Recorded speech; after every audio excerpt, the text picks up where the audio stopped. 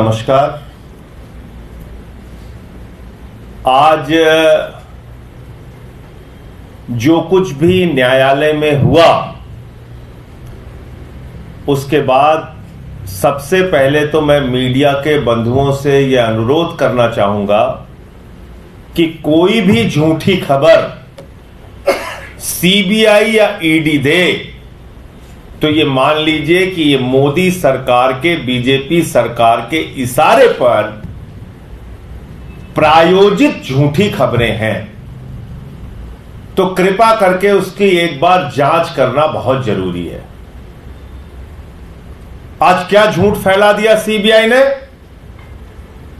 कि अरविंद केजरीवाल ने इस केस से पल्ला झाड़ लिया और सिसोदिया पे आरोप लगा दिया, जब खुद केजरीवाल जी ने इस पर आपत्ति की कि यह झूठी खबर सीबीआई के द्वारा फैलाई जा रही है। तो जज साहब ने कहा, मुझे अरविंद केजरीवाल के द्वारा दिए गए बयान को दिखाइए।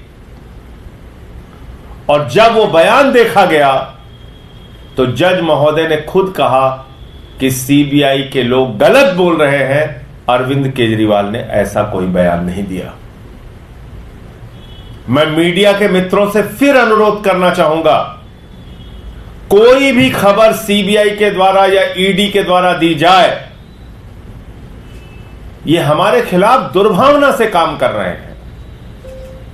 ये हमारे खिलाफ एक राजनीतिक साजिश के तहत काम कर रहे हैं, बीजेपी सरकार के इशारे पर काम कर रहे हैं। इसलिए इसको वेरीफाई करना आपकी भी जिम्मेदारी है, अन्यथा आज जो हुआ ये बार बार रिपीट होगा। आप सोचिए, 2 साल से जांच कर रही है सीबीआई, देश की प्राइम इन्वेस्टिगेटिंग एजेंसी, देश की सबसे तेज तर्रार कहे जाने वाली एजेंसियां सीबीआई और ईडी पिछले 2 साल से दिल्ली के तथाकथित शराब घोटाले की जांच कर रहे हैं। और 2 साल से वही कहानियां, वही बातें दोहराई जा रही हैं। उन बातों का कोई सबूत नहीं, कोई प्रमाण नहीं। 2 साल लग गई, आपकी जांच पूरी नहीं हो रही। 50,000 पन्ने की चार्जशीट आप दाखिल कर चुके हैं, 464 गवाह आपने बना दिए, पता नहीं कितने कागजात आपने छिपा के रखे हैं, कह दिया ये अनरिलाइड अपॉन डॉक्यूमेंट है।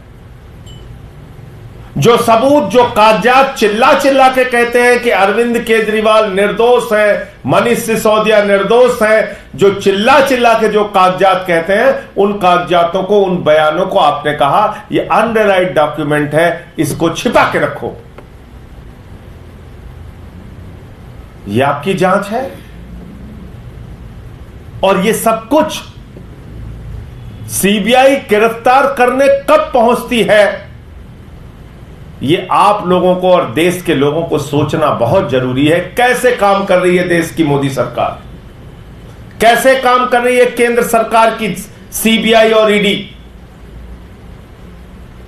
आप कल्पना कीजिए, केजरीवाल जी को जब गिरफ्तार किया गया,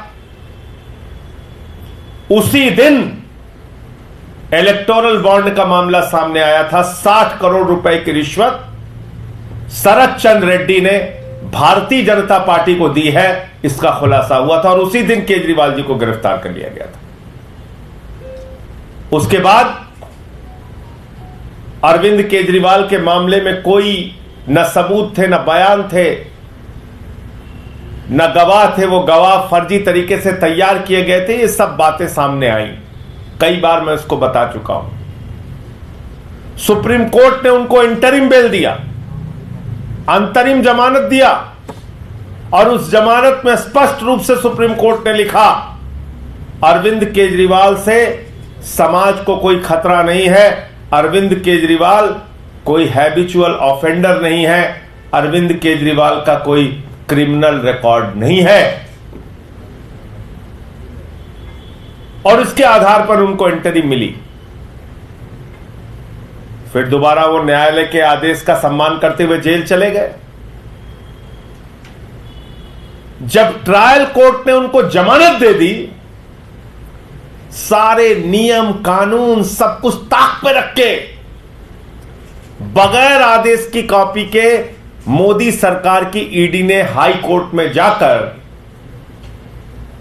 स्टे ले लिया, जमानत पे स्टे ले लिया।